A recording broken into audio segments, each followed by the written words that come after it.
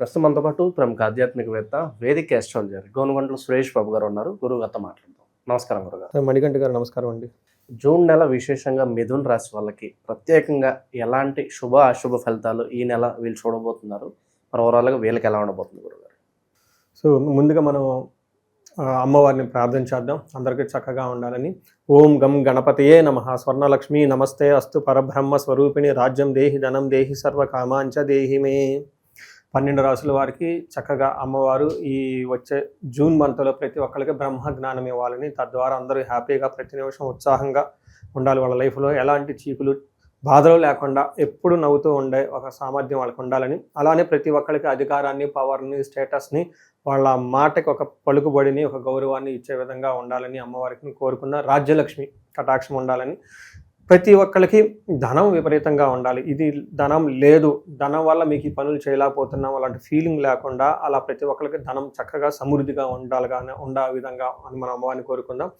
ముఖ్యంగా నాకు బాగా నచ్చింది ఏంటంటే సర్వకామాంచ. ఓకే, అనుకున్న కోరికలన్నీ తక్షణమే. ఎందుకంటే మనం చాలా విషయాల్ని అధికారంతో, పవర్ తోటి కొనలేము, చాలా విషయాలు ధనంతో కూడా చేసుకోలేము. ఇవి కాకుండా అమ్మవారి కృప ఉండటం వల్ల ఇంకెలాంటి కోరికలైనా నేర్చుకోవచ్చు. కాబట్టి సర్వకామార్థ సిద్ధి సర్వకామాంచ దేహిమే. అమ్మవారిని మనకున్న ప్రతి కోరిక కూడా ఇమ్మీడియట్గా తక్షణమే ఆ కోరిక అలా రావటం, అలా ఇమ్మీడియట్గా మనకి అనుకున్న పనులు జరిగే విధంగా అమ్మవారి యొక్క కృపాకరణ మన మీద ఉండాలి. ఈ రాశి ఫలాలు వాళ్ళకి అందరికీ, చూసిన వాళ్ళందరికీ 12 రాశుల వారికి ఉండాలని చెప్పేసి, అందరూ బాగుండాలని చెప్పేసి మనం కోరుకుంటూ ముందుకెళ్దామండి. ముఖ్యంగా మనం ఎప్పుడు చెప్పుకుంటూ ఉంటాం, ఆ ప్రతి ఒక్క మంత్కి కొన్ని విశిష్టతలు ఉంటాయి. ఈ జూన్ మంత్ వచ్చేటప్పటికి అధిక జ్యేష్ఠ మాస పౌర్ణమితో స్టార్ట్ అయ్యి నిజ జ్యేష్ఠ మాస పౌర్ణమితో ఎండ్ అవుతుంది. అంటే 2 పౌర్ణముల మధ్య ఇది ఉంటుంది. ఇందులో ఫస్ట్ 15 డేస్ మనకి అధిక మాసం కాబట్టి పెళ్ళిళ్ళు, ముఖ్యమైన కార్యక్రమాలు ఉండవండి. కానీ 15వ తారీఖు నుంచి అక్కడి నుంచి యథావిధిగా పెళ్ళిళ్ళు అవన్నీ చక్కగా ఉన్నాయి. ఈ 15 డేస్ కూడా అందరూ ఈ షాపింగ్లు అవి ఇవి చేస్తూ బిజీగానే ఉంటారు. కాబట్టి టోటల్గా ఒక మంత్లీ సెలబ్రేటెడ్ మంత్ అని మనం అనుకోవాలి. తర్వాత ఇందులో ఆధ్యాత్మికంగా మనం చూసుకుంటే, ఇందులో ఈ మంత్లో 2 శని త్రయోదశులు ఉన్నాయండి. ఇది చాలా రేర్గా వస్తుంది. ఒకనొక టైంలో 5 మాసాల వరకు, 6 మాసాల వరకు, లాస్ట్ ఇయర్ అనుకుంటా 5 మంత్స్ వరకు శని త్రయోదశ రాలేదు. సో ఈసారి పర్టికులర్గా శనికి సంబంధించిన రాసులు ఎవరైనా బాధలు పడుతూ ఉన్నారో వాళ్ళకి ఆ 2 శని త్రయోదశులు ఉన్నాయి కాబట్టి చక్కగా సద్వినియోగం చేసుకోవాలి. వీటితో పాటుగా ఏరువాక పున్నమి అని ఉంటుందండి. అది చాలా విలేజెస్లో ఇంకా బాగా సెలబ్రేట్ చేస్తారు. ఎద్దులకి చక్కగా కొమ్ములకి రంగులు వేసేసి, గంటలు కట్టి, ములికర్ర పట్టుకొని, ఒక తప్పట్లో పెట్టుకొని, అవన్నీ ఏమంటారు భజనచీలు పెట్టుకొని గుడి చుట్టూ తిరిగేసి అక్కడి నుంచి వెళ్ళిపోయేసి అరకలు దున్నుతూ ఉంటారు పొలాల్లో. ఈ ఏరువాక పున్నమి ఈ విలేజెస్లో ఇప్పటికీ చాలా చక్కగా బ్రహ్మాండంగా చేస్తుంటారు. అది అందరూ మర్చిపోకుండా సెలబ్రేటెడ్ లాగా చేస్తూ ఉంటారు. అందరూ చేసుకోవాలని చెప్పేసి అది మనం కోరుకుందామండి. ఇలా అన్ని విశిష్టతలు కలిగిన ఈ జూన్ మంత్లో 12 రాసుల వారికి ఎలా ఉందో మనం చూద్దాం. జ్యోతిష శాస్త్రం ప్రకారంగా ఇంకొక ముఖ్యమైన విషయం ఏంటంటే, ఇందులో 5 గ్రహాలు మారుతూ ఉన్నాయండి. గురువు మారుతున్నారు జూన్ 2న. తర్వాత గురువుతో మాటు జూన్ 8న వచ్చేటప్పటికి శుక్రుడు మారుతున్నారు. 21వ తారీఖున జూన్ మారుతున్నారు. 15వ తారీఖు సూర్యుడు మారుతూ ఉన్నారు. 2 రోజుల ముందే అంటే 29కి వచ్చేటప్పటికి బుధుడు కూడా మారుతూ ఉన్నారు. అంటే టోటల్గా 5 గ్రహాల యొక్క ఇంపాక్ట్ ఈ మంత్లో వీళ్ళకి ఎలా ఉందో మనం తెలుసుకునే ప్రయత్నం మనం చేద్దాం 12 రాసుల వారికి. సో మనము జూన్ మంత్ చూస్తే 5 గ్రహాలు మారుతున్నాయి అని చెప్పుకున్నాం కదండి. ఒక్క గ్రహం తప్ప మిగతా 4 గ్రహాలు వీళ్ళకి చాలా పాజిటివ్గా ఉందని చెప్పుకోవాలి. ఒక హ్యాపీ న్యూస్ ఏంటంటే, వీళ్ళకి గురువు మారటంతో వచ్చే 1 year వరకు వీళ్ళకి చాలా చాలా చాలా బాగుంటుంది. మనం గురుగ్రహం మారిన దాని వల్ల కూడా చాలాసార్లు మాట్లాడుకున్నాము. ఉగాది రాశి ఫలాల్లో కూడా చెప్పుకోవడం జరిగింది. వీటితో పాటు ఇంకా మిగతా 4 గ్రహాలు మారినాయండి. ఈ 4 గ్రహాలు ఒక సూర్యుడు తప్పక మిగతా అన్ని గ్రహాలు చాలా చక్కగా బాగున్నాయని మనం చెప్పుకోవచ్చు. మన డీటెయిల్స్ చూస్తే ఫస్ట్ అందులో వెళ్ళబోయే ముందు ఇందులో నక్షత్రాలు మృగశిర 2, 3, 4 పాదాలు, ఆరుద్ర 1, 2, 3, 4 పాదాలు, పునర్వసి 1, 2, 3 పాదాలంతా మనకి మిథున రాశిలో ఉంటారు. పేరు బలం బట్టి చూసుకుంటే వీళ్ళకి కా, కి, కు, ఖం, జ్ఞ, కే, కో, హ అన్న లెటర్స్ అంతా కూడా ఇందులో ఉంటారు. మనం లఘు గోచారం, సూక్ష్మ గోచారం ప్రకారం చూసుకుంటే సూర్యుడు ఫస్ట్ హౌస్లో ఉండటంతో వీళ్ళకి స్థాన నాశనం, అంటే వర్క్ ప్లేస్లో కొంచెం ఇబ్బంది రావచ్చు. అందరికీ కాదు, కొంతమందికి జాబులు కూడా పోవచ్చు. కొంతమందికి జాబులో విపరీతమైన ప్రెషర్స్ ఉంటుంది. మానసికంగా చాలా టెన్షన్, హైలీ ప్రెషర్ఫుల్గా జాబ్ ఉంటుంది. అయితే వాళ్ళు ఇండివిజువల్ జాతకంలో సరిగా కనుక లేకపోతే దశాభుక్తి వ్యవహారాలు కొంచెంమందికి జాబులు పోయే అవకాశం కూడా ఉంటుంది. కొంచెం జాగ్రత్తగా కేర్ఫుల్గా ఉండవలసిన టైం. ఈ ఒక్క విషయం తీసి పక్కన పెడితే మిగతా అన్ని విషయాలు చాలా చక్కగా ఉందని చెప్పుకోవచ్చు. మార్స్ కుజుడు 11వ స్థానంలో ఉండటం వల్ల భూలాభం, అంటే కొత్తగా భూములు కొనుక్కోవాలి అనుకున్న వాళ్ళకి బాగుంటుంది. రియల్ ఎస్టేట్ వాటిలో లావాదేవీలు ఇప్పటిదాకా ఆగిపోయి ఉంటే లావాదేవీలు జరిగే అవకాశం ఎక్కువగా ఉంటుంది. తర్వాత 2వ స్థానంలో శుక్రుడు ఉన్నాడు. అగైన్ విత్త సిద్ధి, ధనం ప్రకారంగా ధనం ఫ్లో అంతా బాగుంటుంది. బుధుడు ఫస్ట్ హౌస్లో ఉండటంతో అగైన్ ధనాన్ని కోల్పోయే అవకాశం కూడా ఉంటుంది. అంటే ధనం వస్తుంది, ధనం కోల్పోతూ ఉంటారు. బట్ ఓవరాల్గా మనీ సోర్సెస్ అయితే వీళ్ళకి పెరుగుతుంది. రియల్ ఎస్టేట్లో ఎవరైనా ఉన్నా కానీ, స్థిరాస్తులు కొనుక్కోవాలనుకున్నా కానీ, బంగారం కొనుక్కోవాలన్నా వాళ్ళందరికీ చాలా బాగుంటుందని చెప్పుకోవచ్చు. మనం ఒక్కొక్క రాశి చూస్తే ఫస్ట్ సూర్య భగవానుడు వీళ్ళకి అంత అనుకూలించట్లేదు. ఈ మంత్ కొంచెం జాగ్రత్తగా ఉండాలి. ఏమవుతుంది మనకు మహర్షులు సంస్కృతంలో ఏం చెప్తారంటే, దేహార్తి సత్వం సంతాపకాలతిక్రమణ భోజనం బంధుమిత్ర సుహృద్వేష చంద్రరాశి గతౌ రవౌ అంటారు. అంటే రవి గనక వాళ్ళ జన్మరాశిలో ఉంటే ఏమవుతుంది, దేహార్తి అంటే శారీరకంగా అలసట ఉంటుంది. సత్వం అంటే నిస్సత్వం, అంటే ఎనర్జీ లేకుండా ఉంటారు, టైర్డ్గా ఉంటారు. సంతాపం ఏదో దుఃఖపూరితంగా ఉంటుంది. కాలతిక్రమణ భోజనం, టయానికి భోజనం చేయకుండా భోజనాన్ని స్కిప్ చేస్తూ ఉంటారు. బంధుమిత్ర సుహృద్వేష, ఈ టైంలో బంధువులతోటి మిత్రులతోటి కొంచెం ఎడమొహం పెడమొహంగా ఉండి ఇబ్బందులకు గురయ్యే విధంగా ఉంటుందని మనకు చెప్తారు. అంతేకాకుండా ఈ టైంలో ట్రావెల్స్ చేసినా అంత అనుకూలంగా ఉండదు. భార్యకి లేదంటే భర్తకి కొంచెం హెల్త్ కాంప్లికేషన్స్ వచ్చే విధంగా ఉంటుంది అని తెలుసుకోవాలి. అంటే సింపుల్గా ఇంకొక విషయం కూడా మన రియల్ లైఫ్లో చూస్తే ఏం చెప్తారంటే, సూర్యుడు జన్మరాశిలో వెళ్తూ ఉంటే ఆ రాశి వాళ్ళకి చెస్ట్ పట్టుకున్నట్లు ఫీలింగ్స్ వస్తుంటుంది. కొంతమందికి హార్ట్ పేషెంట్స్ ఎవరైనా ఉంటే కేర్ఫుల్గా ఉండాలి. ఈ టైంలో హార్ట్ అటాక్స్ లాంటి వచ్చే అవకాశం ఉంటుంది. స్టెంట్స్ లాంటి ఎవరైనా వేసుకున్న వాళ్ళు కొంచెం జాగ్రత్తగా ఉండాలి. ఇందులో కూడా అదే చెప్తుంది సంస్కృతంలో, కాలాతిక్రమణ భోజనం, టయానికి భోజనం చేయరు. గ్యాస్ట్రైటిస్ వస్తుంది, డీహైడ్రేషన్ వస్తుంది ఈ టైంలో, నిస్సత్వం. దీని ద్వారా హార్ట్ అటాక్ రావడానికి ఇది ఒక ఫండమెంటల్ ఒక కారణం కూడా మనకు చెప్తూ ఉంటారు డాక్టర్స్. దీన్ని పెట్టుకొని మనం జాగ్రత్తగా ఉండాలని చెప్పేసి టయానికి మంచి ఫుడ్ తింటూ చక్కగా డైట్ చేస్తూ ఈ కార్డియో ఇవన్నీ చేసుకుంటూ ఉండాలి. కొంచెం సెన్సిటివ్గా ఉన్న మంత్ కాబట్టి జాగ్రత్తగా ఉండాలని చెప్పేసి మనం చెప్పుకోవచ్చు. గురుగారు, జూన్ నెల ప్రత్యేకంగా మనకి స్కూల్స్ కావచ్చు, కాలేజెస్ కావచ్చు, అడ్మిషన్స్ ఉంటాయి. మరి స్టూడెంట్స్కి ఎలా ఉంటుందంటారు ఎస్పెషల్లీ?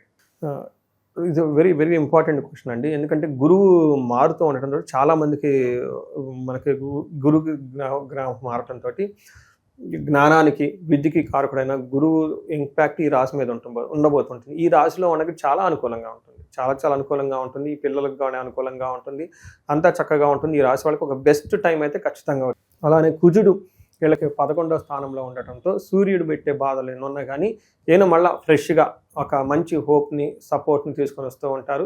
సంస్కృతంలో మహర్షులు ఏం చెప్తారంటే, ఆరోగ్య అర్ధలాభం సంతోష వస్త్రలాభ కృత్ యత్న కార్యానుకూలత్వం ధైర్యమే ఏకాదశి అని చెప్తారు. అంటే ఈ టైంలో ఆరోగ్యం బాగుంటుంది, తర్వాత ధన సంపద ఎక్కువ ఉంటుంది, సంతోషంగా ఉంటారు. వస్త్రలాభకృత్, వస్త్రాల ద్వారా చాలా చక్కగా ఉంటుంది. యత్న కార్యానుకూలత్వం, ఏదైనా కనుక పని చేస్తే వాళ్ళు పెట్టిన ఎఫర్ట్స్లో మంచి రిజల్ట్స్ వచ్చేసి చక్కగా ధైర్యంగా ముందుకెళ్ళిపోతూ ఉంటారు. చాలా ధైర్యంగా కూడా ఉంటారని మనం చెప్పాలి.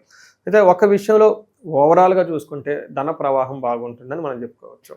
అయితే కొంతమందికి వాళ్ళ పిల్లల జాతకంలో కనుక సరిగా లేకపోతే గురువు యొక్క పొజిషను వాళ్ళకు కొంచెం పరిహారాలు అవన్నీ చేయించుకోవడం చాలా ఇంపార్టెంట్. ఎందుకంటే లైఫ్ టర్నింగ్ పాయింట్ ఈ టైంలో మనం చూస్తుంటాం కదండి. ర్యాంక్ వస్తుంది, బార్డర్లో కౌన్సిలింగ్కి వెళ్తూ ఉంటారు, మంచి కాలేజీ గురించి చూస్తూ ఉంటారు. ఇంత కష్టపడినా కానీ లాస్ట్లో మనకి దైవకృప ఇంకా ఉంటే ఇంకా బెస్ట్గా వచ్చే అవకాశం ఉంటుంది. సో వీళ్ళందరికీ ఎవరికైనా కొంచెం అనుమానంగా ఉంటే ఒకసారి గురుగ్రహానికి సంపూర్ణ శాంతి పూజలతో పాటు మేధా దక్షిణాపూర్తి హోమము, జపము ఇవన్నీ చేస్తూ ఉంటే చక్కగా ర్యాంకులు వచ్చే అవకాశం ఎక్కువ ఉంటుందండి. శుక్రుడు అగైన్ 2nd హౌస్లో ఉండటం ఇది ఒక మంచి యోగం అని మనకు చెప్తారు. శుక్రుడు 2వ స్థానంలో ఉంటే ఏమవుతుంది, కుటుంబ సౌఖ్యం, ఆరోగ్యం, స్త్రీ సల్లాభం, యశత్కరం, దేహ సౌఖ్యం, వస్త్రలాభం, ద్వితీయ స్థానగే భృగు. అంటే 2వ స్థానంలో భృగుడు ఉంటే ఏమవుతుందంట, కుటుంబ సౌఖ్యం, కుటుంబం అంతా సౌఖ్యంగా ఉంటుంది, ఆరోగ్యం బాగుంటుంది. స్త్రీ సల్లాభం అంటే స్త్రీలతో మాట్లాడుతూ చక్కగా ఉంటారు. అలానే లేడీస్ అయితే జెంట్స్తో మాట్లాడి చక్కగా ఉన్నతంగా ఉంటారు. యశత్కరం, యశస్సు అంటే శ్రేయస్కరంగా ఉంటారు, శుభకరంగా ఉంటారు అని మనకు చెప్తూ ఉంటారు. దీనితో పాటు దేహ సౌఖ్యం, వస్త్రలాభం, కుటుంబం అంతా వృద్ధి చెందుతూ ధనంతో ధాన్యాలతోటి లాభప్రదంగా ఉంటారు. మంచి ఫుడ్ తిని ఫంక్షన్స్ కానీ అటెండ్ అవుతూ ఉంటారని చెప్తారు. అంటే మనం చెప్పుకున్న విధంగా అన్ని గ్రహాలు చాలా చక్కగా అనుకూలంగా ఒక బెస్ట్ టైం అని మనం చెప్పుకోవచ్చు. ఒక 80% అంటే మ్యాక్సిమం పర్సెంటేజ్ బాగున్న రాశి అని చెప్పుకోవాలి. బట్ ఒక్క విషయంలో కేర్ఫుల్గా ఉండాలి. సూర్యుడి వల్ల మనకి జాబులో ఉన్న వాళ్ళకి బాగా ఇబ్బంది పడే అవకాశం ఉంటుంది. కొంచెం కేర్ఫుల్గా హ్యాండిల్ చేసుకోవాల్సిన పరిస్థితి అయితే ఉందండి. ఇక పరిహారాల విషయానికి వస్తే ప్రత్యేకంగా వీళ్ళకి ఎలాంటి పరిహారాలు అవసరం అంటారు? ఇది ఒక్క సూర్య భగవానుడికి మాత్రం చక్కగా పరిహారాలు చేసుకోవాలి. ఫాదర్లీ ఫిగర్ లాంటి వాళ్ళు, పితృకి సమానులైన వాళ్ళ దగ్గర ఆశీర్వాదం తీసుకోవటం, గోధుమలను దానం చేయటం, అలానే సూర్య అష్టకము చదువుకోవటం, ఆదిత్య హృదయ స్తోత్రం చదువుకుంటూ ఉంటే చక్కగా బాగుంటుంది. వీటితో పాటుగా వీళ్ళు ఇంకా కొన్నిసార్లు మహన్యాసపూర్వక ఏకాదశ రుద్రాభిషేకం చేయించుకుంటే చాలా బాగుంటుంది. సో ఎవరికైనా ఇంకా ప్రాబ్లమ్స్ అధికంగా ఉంటే ఇండివిజువల్గా మనకు కన్సల్ట్ అయితే చక్కగా వాళ్ళ జాతకం చూసి వివరణ ఇవ్వచ్చు.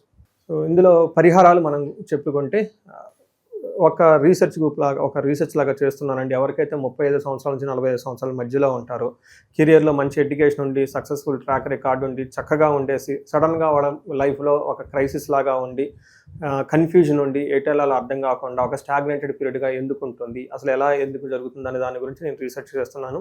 చాలామందికి మిడ్ లైఫ్ క్రైసిస్ అంటారు. 40 నుంచి 45 ఈ మధ్యలో చాలామందికి జెంట్స్కి, ఈవెన్ లేడీస్ కూడాను మెనోపాజ్ని, హార్మోనల్ చేంజెస్ అని చెప్తూ ఉంటారు. బట్ మోడర్న్ సైన్స్ అందరితో ఆగిపోతుంది. మిడ్ లైఫ్ క్రైసిస్ అంటారు. బట్ రియల్ లైఫ్లో చూసుకుంటే ఆస్ట్రాలజీలో ఇస్ డిఫరెంట్గా చెప్తూ ఉంటారు. వాళ్ళకి లైఫ్లో ఏమైనా శాపాలు ఉన్నా, యోగాలు ఉన్నా, గ్రహ దోషాలు ఉన్నా ఆ టైంలో కరెక్ట్గా వాళ్ళకి యాక్టివేట్ అవుతూ ఉంటాయి అన్నమాట.